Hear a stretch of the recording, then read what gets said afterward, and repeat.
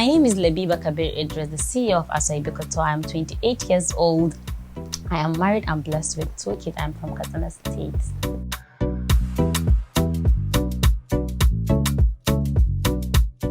I actually studied mass communication in Bees University, but right now I'm in the fashion industry. As you can see, I like it loud, big, and bold, and I love to make statements wherever I go. So let me say that my style is cheeky, modern, and trendy because I'm a fashionista. So that's my forte.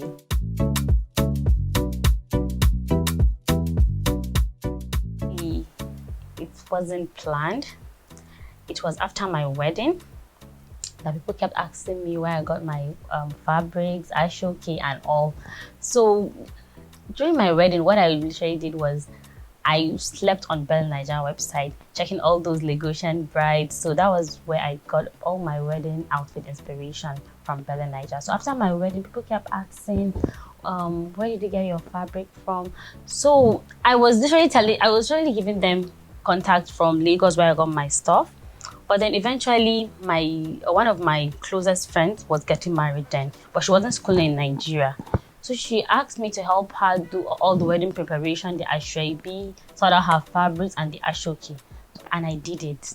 And it came out nice. All the pictures came out. So I was just in my sister showing her all the pictures. She was like, you really tried. The way the pictures came out, the way I styled her and the Asoebi. So it was just something like it's more of like a Lagos wedding in Kaduna. That was what really happened then. So my sister advised me to turn my Instagram page. It was a personal page, turn it into like a business page. I start posting that picture. Maybe by then I'll start getting people. I was like, you have a good eye for fabric. Why not turn it into a business? I wasn't interested then, but people kept coming, kept asking, even her, because her pictures was all over. So then I actually started with Asoebi. I wasn't into bridal fabric. I only started with Asoebi then. So that was it.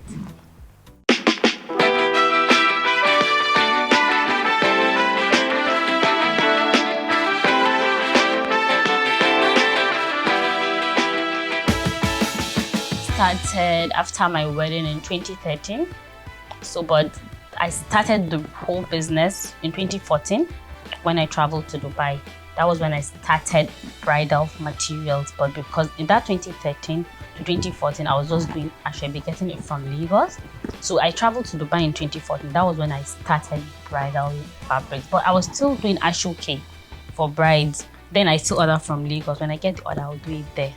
So after a while, when I had my baby, I went to Lagos. I went to learn how to make all the beads, the stoning and the sequin and the beadwork on Asoebi.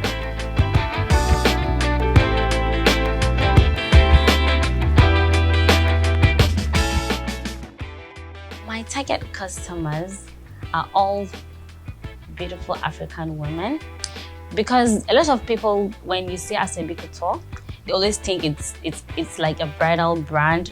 Maybe it's only for the bride and her bridesmaids, or only maybe occasional fabrics or something. No. Our main target is for every African woman to wear our brand. So we're not only targeting brides, we're targeting everyone.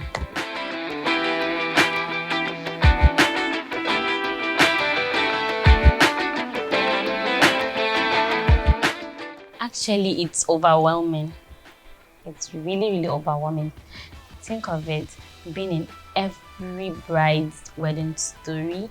Meanwhile, maybe when they want to just their kids in years to come, my name will have to pop up. So it's like me leaving a legacy, I think.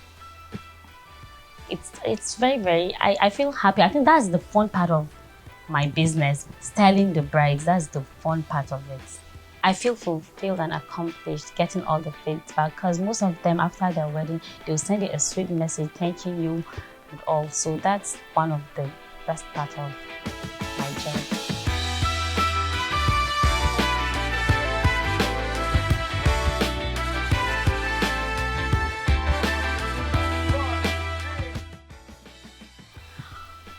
Challenges. Right now, I have none. But maybe back then when I started, there were a little challenge. There were challenges, you know, most especially trust issues. I had some trust issues with people, most especially the people close to me, my friends, my family.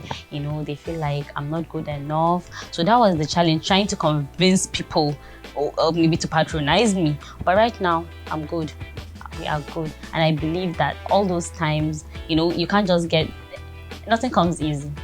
So I believe like it's just part of my journey, and it shaped me.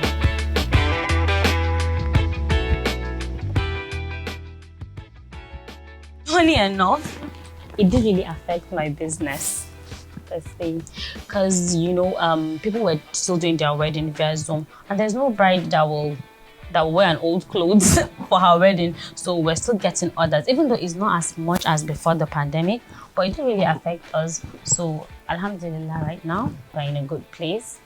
We have bounced back. Business is good and it's moving forward. We are good. Basically, we still abide by the NCDC guidelines in the shop because we don't allow crowd.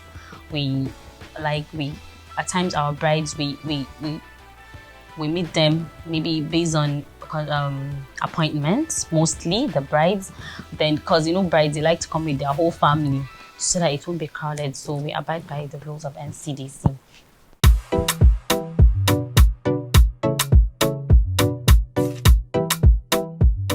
The fabric world is amazing and beautiful, and I relate well with a lot of them, a lot of fabric sellers, because I believe the sky is big enough for everyone to fly. And I'm in my own world. I don't have a competition. I only compete with myself. So the sky is big enough for everyone. So most of them are my friends because I'm a very friendly person.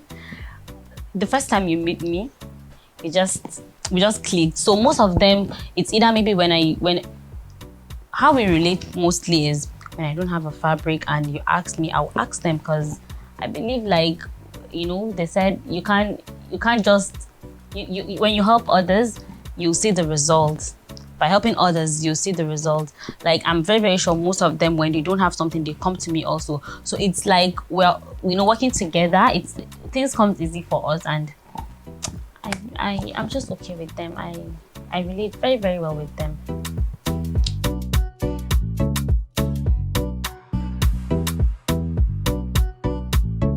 My motto is the ultimate clothing to see the world in, because I believe wherever you go, when you wear our fabric, you stand out.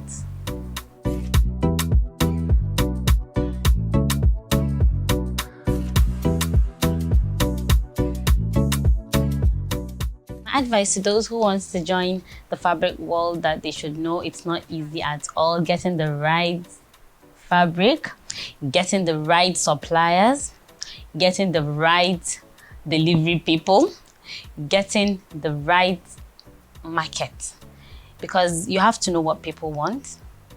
So my advice to them is, even at the point in time you feel like giving up, don't ever give up. Keep pushing, because like for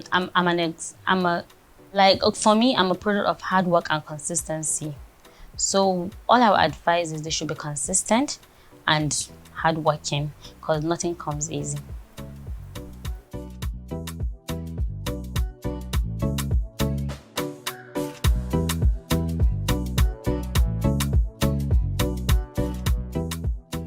If I could do one thing differently, is being able to strike a balance between friendship and business.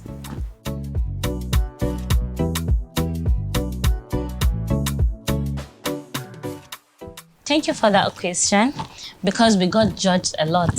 A lot of people say that it's a luxury brand, we are too expensive. Actually, we are not. We are for everyone. We are for everyone. We are affordable. Like, I can tell you this. I'll beat my chest and say this.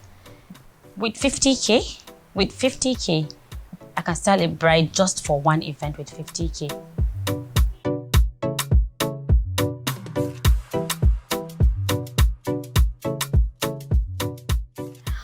Fabric blogger. Actually, the first time I stumbled on your page. I was like, oh, who is this person? What kind of page is this? I didn't really understand what you were doing. That I took time.